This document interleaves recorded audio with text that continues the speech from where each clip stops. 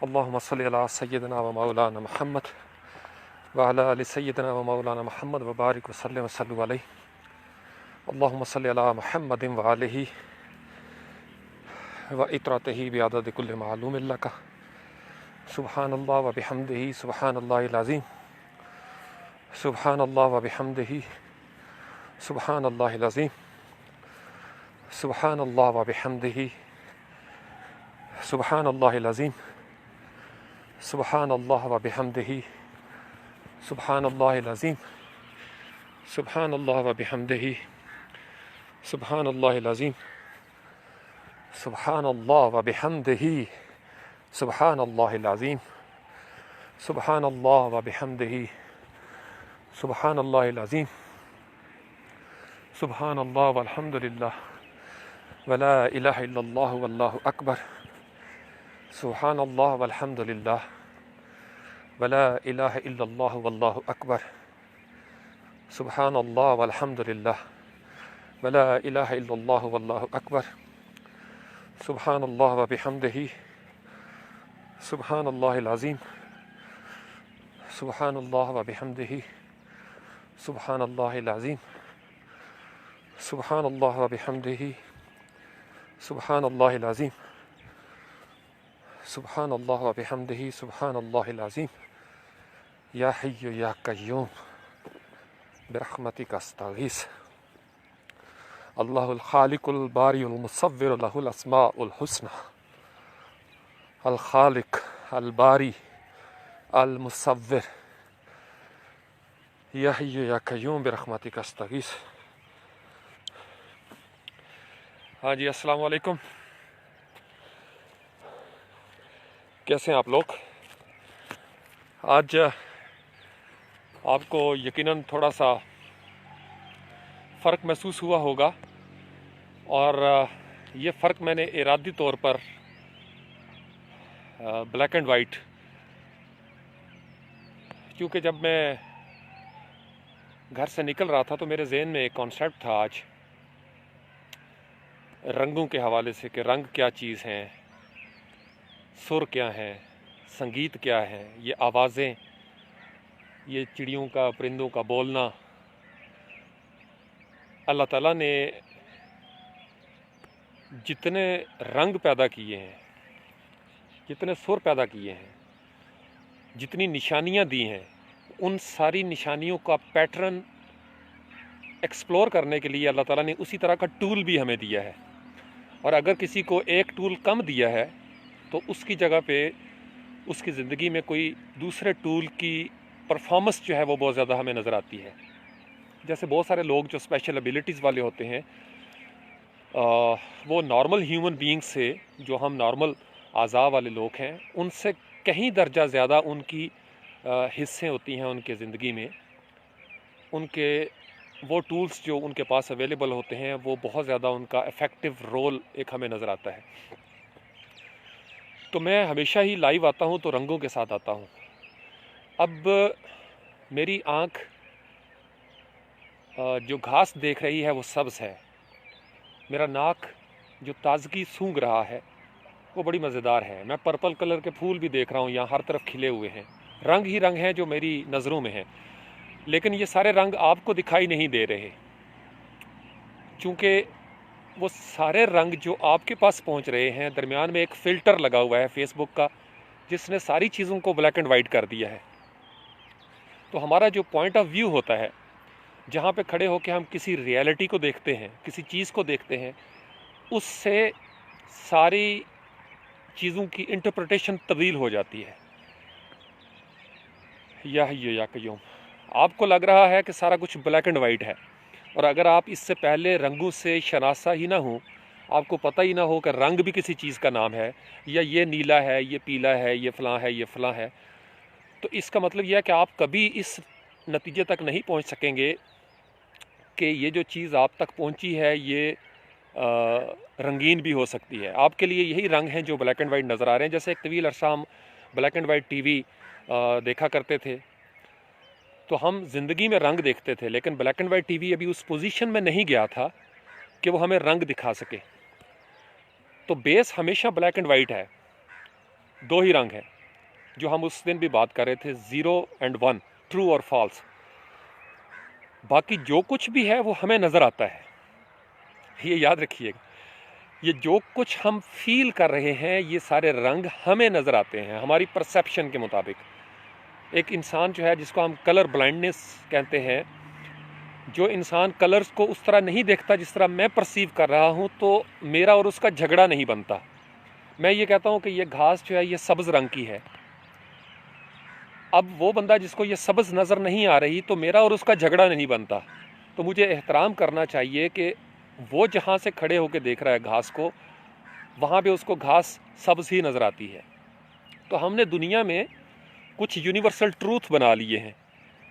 पानी इस तरह का होगा, पानी इस तरह का होगा, घास इस तरह की होगी, खुशबू फलां खुशबू अगर इस तरह की होगी तो इसको हम कहेंगे ये मोतिये का फूल है, ये गुलाब का फूल है, ये फ़लाँ चीज़ है, ये फ़लाँ चीज़ है। तो ये हमारी परसीव्ड रियलिटीज़ हैं। अब हमारे आज़ा को ट्रेनिंग दी जाती है। अब जिस माहौल में इंसान को पता ही ना हो कि उसने किसी ख़ास खुशबू को सूंघना कैसे है या उसकी दाद कैसे देनी है, तो वो क्या करेगा? नंबर एक, अगर आपके ब्रेन को ट्रेनिंग ही नहीं मिली कि उसने लॉजिकल अंदाज में चीज़ों को सोचना है, किस तरीके से उसमें डिडक्शन और इंडक्शन करनी है, कैसे कैसे इन्फर करना है, कैसे कॉम्प्रीहेंड करना है, तो इसका मतलब यह है कि वो उसी तरीके से चलता रहेगा नस्ल दर नस्ल, जो तरीकाकार उसको सिखाया गया है। तो इसलिए हमारा किसी के साथ झगड़ा इसलिए नहीं बनता कि जिस माहौल में पैदा हो जाता है उसी माहौल के अंदर जो रंगों का तर्जुमा होता है वो वही तर्जुमा कर लेता है। तो ये वो चीज़ है जिसको हम फ़लसफ़े की ज़ुबान में, क्योंकि फ़लसफ़ादान से अगर आप पूछें तो एक तवील अरसा इसके ऊपर बहस होती रही कि व्हाट इज़ ट्रूथ। तो फ़िलासफ़र्स एक तवील अरसा ये बिलीव करते थे कि there is no truth, there is always perception, so perception is reality. फिर अभी जो साइंस, लेटेस्ट साइंस है, उसमें उन्होंने कहा कि नहीं, there exist one absolute reality. उस रियलिटी को, उस हकीकत कुबरा को हमने जिस तरह समझा वो हमारा मुकामी तर्जुमा था, और वो जो मुकामी तर्जुमा था दैट इज़ कॉल्ड परसेप्शन। तो इसका मतलब ये है कि हम ज़िंदगी के रंग, उसके सुर, उसकी जो आवाज़ें हैं, वो हमें माहौल में जो ट्रेनिंग मिली है हम उसी तरीके से उसका तर्जुमा करेंगे। अगर हम इस चीज़ को समझ लें और इस आर्गूमेंट को तस्लीम कर लें बड़ाई साहब, तो इसका मतलब ये है कि हमें अपनी ज़िंदगी के अंदर बहुत सारी चीज़ों को जो हमें मिल रही हैं इनपुट के तौर पर, हमें रिव्यू करना पड़ेगा। वो हमें रिव्यू इसलिए करना पड़ेगा कि ऐन मुमकिन है जो कुछ हमें माहौल से मिला वो गलत भी हो। तो अब मीडिया का ये जो ब्रेन वाशिंग का टैक्टिक्स है, ये दरअसल कर क्या रहा है? आपको याद होगा आलमी जंग जो हुई थी अव्वल और दोवम, तो उसके अंदर एक प्रोपेगेंडा मशहूर हुआ। प्रोपेगेंडा क्या करता था, वो एक लेयर क्रिएट कर देता था आर्टिफिशियल सी। तो हमें लगता था कि जो कुछ हमें बताया जा रहा है वो एक रियलिटी है। तो वो इस तरीके से बताया जाता था बार बार कि वो हमें रियलिटी ही लगना शुरू हो जाती थी, जबकि हकीकत में वो रियलिटी नहीं थी। तो प्रोपेगेंडा का मतलब कि बार बार आप एक चीज़ करते रहें।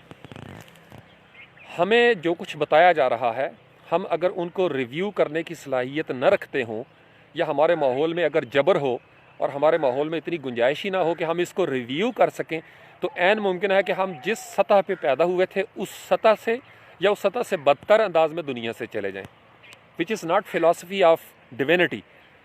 अलूहियत हमें दुनिया में भेजने से पहले खोल चुकी है। हमारी कायनाती कुव्वतों को, जिस कुव्वत के साथ अल्लाह ने आदम को बनाया था, बड़ा साहब ये नुक्ता पकड़ने वाला है, बड़ा गौर तलब।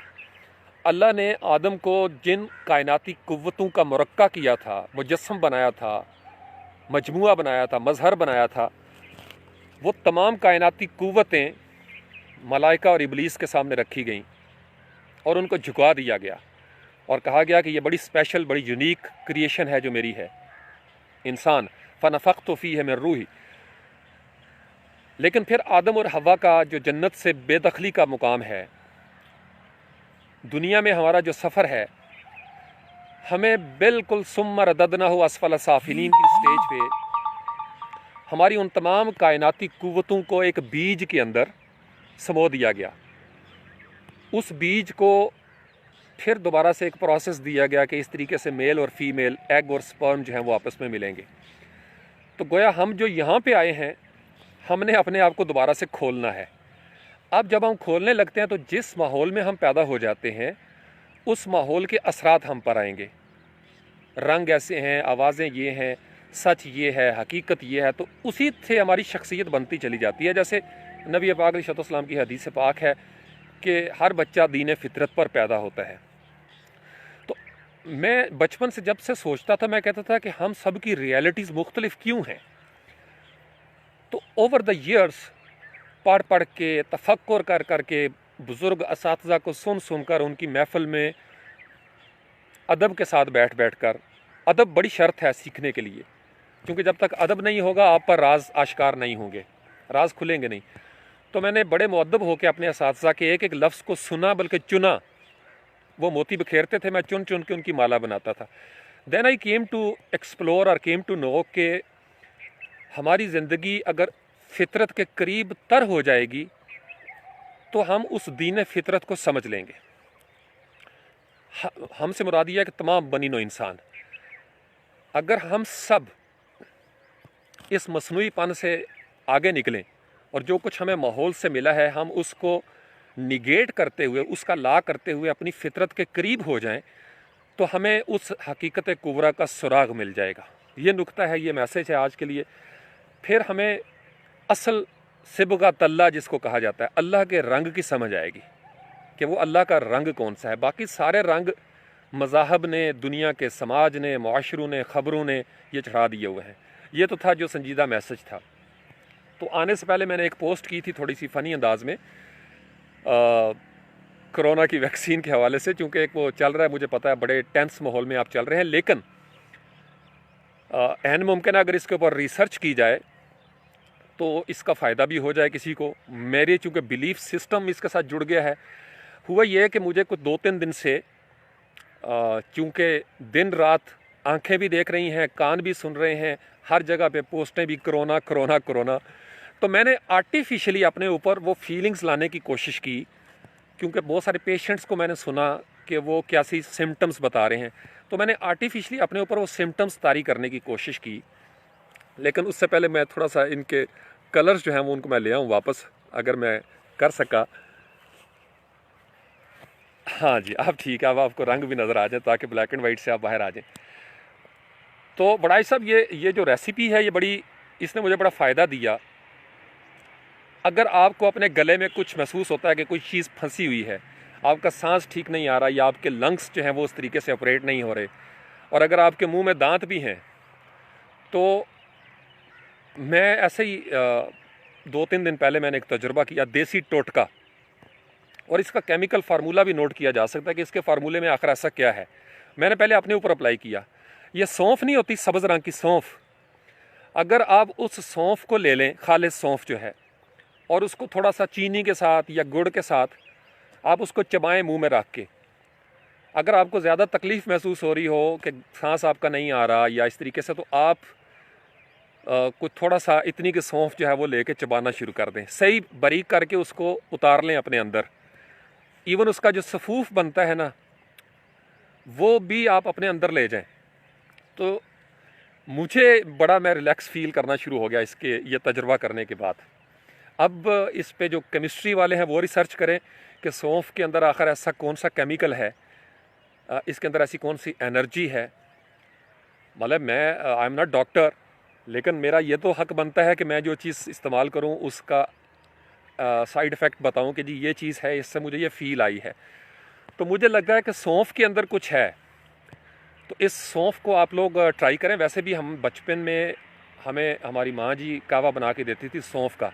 सौंफ के अंदर कहीं जवाब अगर मुकम्मल नहीं तो कहीं थोड़ा बहुत इसके अंदर कुछ ऐसा ज़रूर है, चूँकि जब किसी चीज़ का ताल्लुक़ सांस के साथ है, लंग्स के साथ है, और उनके अंदर वो जो फंगस लग रहा है, जो सिम्टम्स ये बताते हैं, उसके लिए सौंफ से बेहतर कोई चीज़ नहीं। और अगर ये तजुर्बा कामयाब हो जाता है इंटरनेशनल लेवल पे, तो फिर आप लोग ये याद रखिएगा कि वो मैं पहला बंदा हूँ जिसने ये आपको बता दिया, मैंने अपने पास छुपा के नहीं रखा ये। आप इसको लाइट टोन में ले लें इस टेंस माहौल में, लेकिन साइंसदान इस पर गौर कर सकते हैं। आप लोग इसकी केमिस्ट्री देखें कि सौंफ के अंदर आखिर ऐसी कौन सी चीज़ है कि हमारे बुज़ुर्ग हर चीज़ के अंदर ही सौंफ डाला करते थे। पंजूरी बन रही है तो उसके अंदर सौंफ, सालन बन रहा है तो उसके अंदर सौंफ, किसी भी किस्म के पेड़े बन रहे हैं तो उसके अंदर सौंफ। आखिर इसके अंदर, इस बूटी के अंदर ऐसा क्या है कि इसका ताल्लुक जो है वो आपके, अक्सर कवाल भी आपने देखा होगा जब कवाली करते हैं, या पान वगैरह आपने देखा हो, पान में भी सौंफ डाली जाती है। तो इसका मतलब कुछ ना कुछ इसका ताल्लुक है आपके खुराक की नाली के साथ, आपके लंग्स के साथ। अब इस पे रिसर्च करना दुनिया के साइंसदानों का है कि इसको लेके, जिनके मुंह में दांत नहीं है वो इसको पीस के खा सकते हैं सौंफ बना के, या इसको निचोड़ के इसके अंदर से इसका जो एसेंस है सौंफ का वो निकाला जाए, उसकी मेडिसिन बनाई जाए। उसके तजुर्बात किए जा सकते हैं लेबॉर्ट्रीज़ के अंदर। मेरा काम है क्रिएटिव अंदाज में एक आइडिया फ्लोट करना। आप इसको लाइट टोन में भी ले सकते हैं, लेकिन मुझे लगता है कि ये सौंफ बहरहाल it has some answers for us. तो आप लोगों के घरों में मौजूद होगी सौंफ, खालिस सौंफ सब्ज़ रंग की, उसका बंदोबस्त करें और उसको थोड़ी थोड़ी देर के बाद प्याले में चीनी भी डाल रहे हैं, जो शक्कर है वो डाल लें। मैं तो चूँकि मिठास वाला बंदा हूँ, मीठा बंदा हूँ, तो मैंने तो सौंफ और चीनी ज़्यादा थी, सौंफ कम थी। लेकिन इस सौंफ के अंदर there is something, there is life. ये मेरा पर्सनल एक्सपीरियंस है।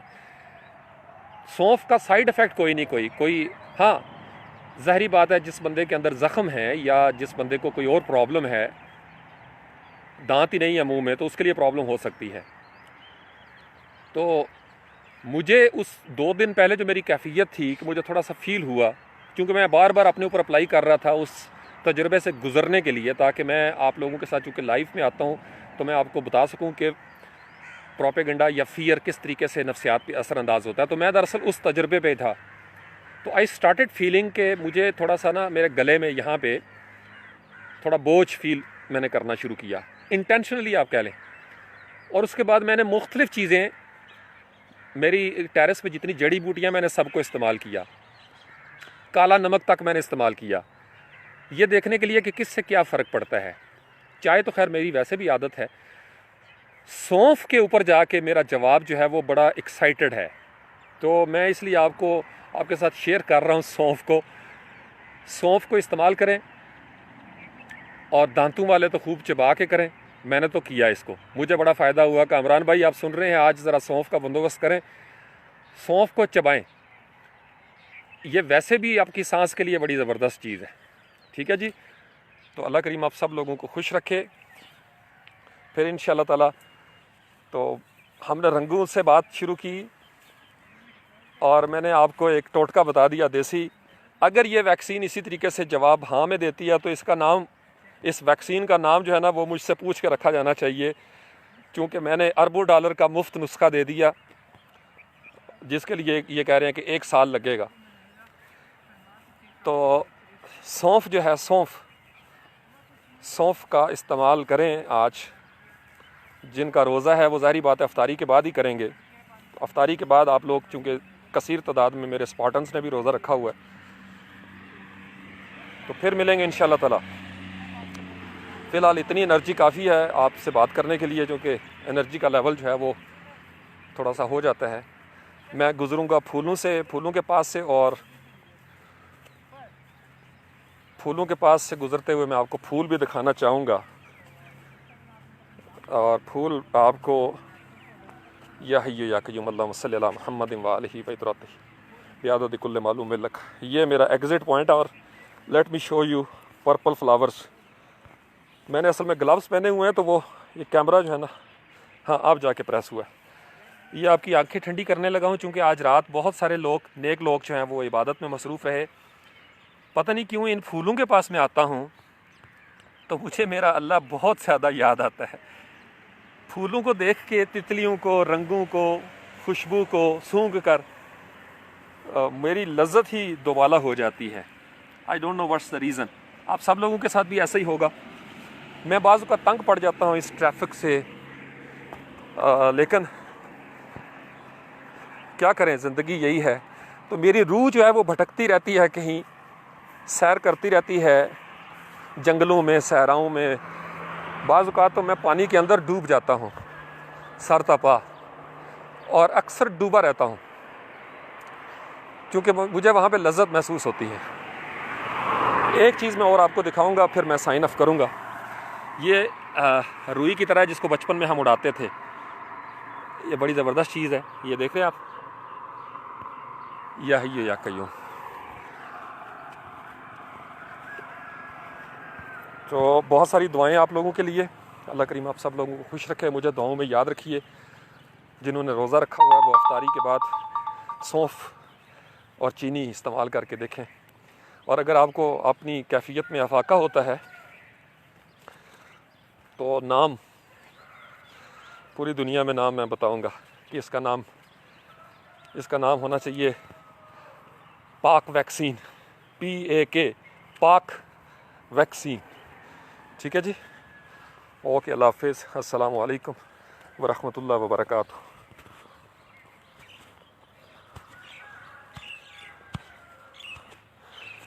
ये दस्ताने की वजह से अब मुझे इसको फिनिश करने में